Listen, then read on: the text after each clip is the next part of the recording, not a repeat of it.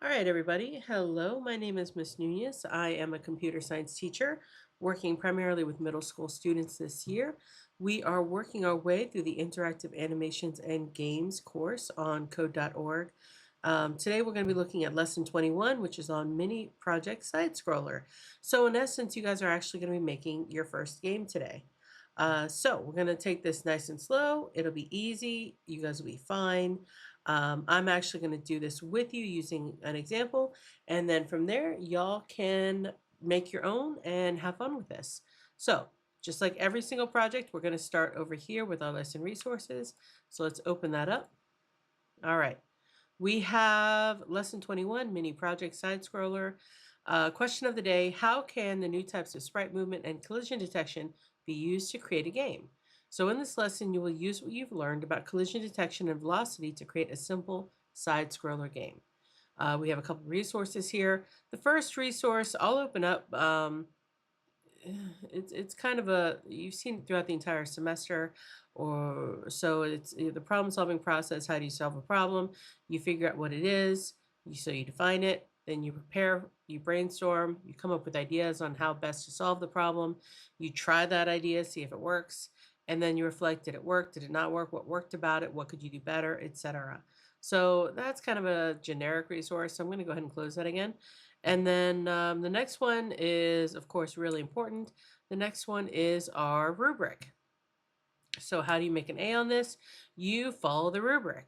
So it says the project guide is complete and reflects the project as submitted. So let's open that up real quick. This is the project guide. Let's open that up. All right. So overview: in this project, you'll use what you've learned to make a side scroller, a type of game with backgrounds that move across the screen from side to side.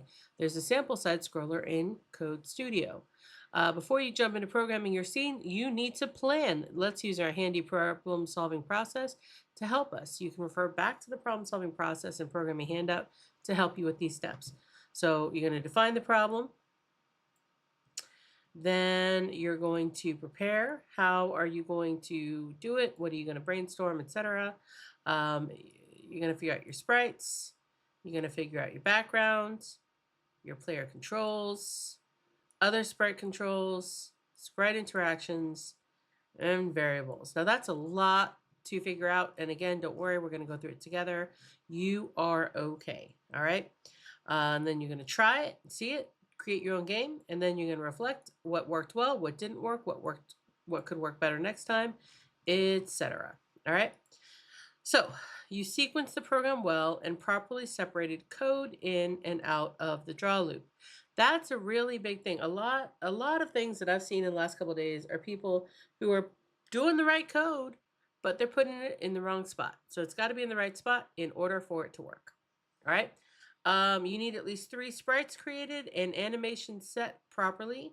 The X velocity of the target and obstacle properly set outside the draw loop. All right. Your program has conditionals to control the player's sprite jumping inside the draw loop. Your program has conditionals to control multiple sprites looping behavior inside the draw loop. Your program has conditionals to control multiple sprite interactions inside the draw loop. And your program properly updates the 2 provided non-sprite variables during the game and properly displays the variable totals on the screen. So that is your health and your lives. So we have lots of really great info down here. So sequencing the program well: if the program code is not sequenced correctly, some elements such as shapes, sprites, and text may be unintentionally hidden behind others. There was a case today where a kiddo had all the right code, but they had it in the wrong spot, so the background was covering up one of their sprites. In the specific case of sprites, if the draw sprites code is not sequenced correctly, some or all sprites may not appear on the screen. Code in and out of the draw loop. Code outside the draw loop is used to set up the program and its starting elements, creating sprites, setting starting properties, sprite velocities that won't change, etc. So think of like scale as a property that won't change, or may, but usually doesn't. Code inside the draw loop is for things that are changing as the program is running, such as user interaction. This also includes updating properties or non-sprite variables, as well as any shapes for the background, text, and the draw sprites block. Sprites created and animations set. So sprites are created and their animations are set with these 2 lines of code outside of the draw loop. So right here, it tells you what kind of code you need to use to set up your sprites. All right. Conditionals to control the player's sprites jumping. This includes the use of at least 3 conditionals, at least one of which utilizes user input. Examples. One responding to user input with the key down up to change the sprite's Y velocity. One checking the Y value of the player sprite to see if it has reached the top of its jump and then send the sprite back down the screen. One checking the Y value of the player sprite to see if it is on the ground and then stop the sprite from falling. All right, so you press a key, your sprite goes up. When it hits the top of the jump, it needs to go down. When it hits the ground, it needs to stop. So you need 3 conditionals. Sprite does not respond as expected. The sprite's movement should simulate the player jumping up when the up key is pressed, followed by the sprite coming back down to the ground on its own once it reaches the height of its jump. The sprite should also land back on the ground where it started. So it's just going straight up and straight down. Conditionals to control multiple sprites' looping behavior. This includes the use of at least 1 conditional for the target sprite and at least 1 conditional for the obstacle sprite. So for example, the conditional for the target sprite should check if the sprite's X value has reached the left side of the screen and then reset its X value to the right side of the screen. So when X is 0, reset to 400.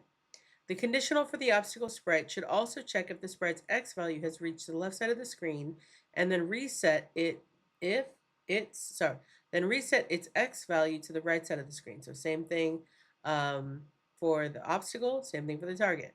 When it hits 0, reset it to 400. Conditionals to control multiple sprite interactions. This includes the use of at least 1 conditional for the target sprite and at least 1 conditional for the obstacle sprite. For example, the conditional for the target sprite should use the is touching to detect interaction between the player sprite and target sprite. If the 2 sprites touch, the score variable should increase and the X value of the target sprite should reset to the right side of the screen. The conditional for the obstacle sprite should also use the is touching to detect interaction between the player sprite and the obstacle sprite. If the 2 sprites touch, the health variable should decrease and the obstacle sprite should change in some way. For example, the obstacle sprite's rotation property could change to make the sprite appear to be knocked over, or the tint property of the obstacle sprite could change to make the sprite appear red, indicating it was touched. So you have options there. All right, so that is the rubric for what we're going to be doing. We have the activity guide. Now, everybody's going to be different. So if your teacher is not like me, that is a-okay. I am a very unique person. But what I do is for my kiddos, this is optional. If they need it, they use it. If they don't need it, they don't. Maybe it's better if I were to just make everybody do it. But I find those who need it will use it, and those who don't need it will complain bitterly. So I'm going to have this available for students who want to complete it, but it's not actually going to be required and part of the grade. So with that, let's see the example, because if you stick with me and watch the videos with me, you are going to be coding this example. All right, so it says frog jump. The frog jumping game is an example of a side scroller. Side-scrolling games have backgrounds that move across the screen from side to side. In this game, the player uses the up arrow to make the frog jump. The frog must avoid the mushrooms while trying to get the flies. Every fly scores 1 point, and hitting the mushrooms makes the player's health go down. When the player health hits 0, the game is over. Play the game a few times and discuss it with your partner. You have already learned all the skills you need to code this game. I promise you have. I promise you have everything inside of you to be able to do this. So, all right, you'll be making your own side scroller in this mini project. And that's it. That is level 1. This is what level 1 looks like. So we have a frog, and I'm pressing the up arrow key. And so when I press the up arrow key, I'm trying to get the flies. And when I knock into the mushroom, just like that, you can see my health went down. Now, my health didn't just go down 1 point. It continues to go down as long as the frog and the mushroom are touching, which can be interesting. All right. So what I also find really interesting is the frog doesn't really go up. The The frog doesn't really go up as high as, and I'm about to die. There we go. So the frog doesn't really go up as high as some of the flies. So that's interesting. I think that's a personal choice. If you want to make sure that the frog can access all of the obstacles and all of the targets, then maybe playing with the Y value to make sure that either the frog can jump high enough or that the flies don't go too high where the frog couldn't reach them. But regardless, that's a game. And so we're going to move on to level 2. I'm going to pause this here and I will see you on level 2. Where is my mouse? There we go. See you on level 2.